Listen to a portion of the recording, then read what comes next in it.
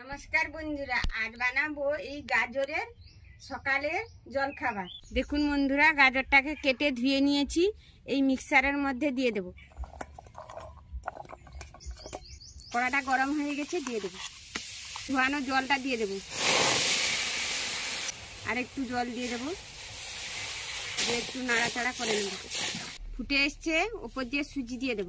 পেঁয়াজ কুচি, ধনেপাতা কুচি, হলুদ গুঁড়ো, লঙ্কা গুঁড়ো, চাট মশলা, ধনে গুঁড়ো, পরিমাণ মতো নুন, আর মতো একটু চিনি দিয়ে দেব।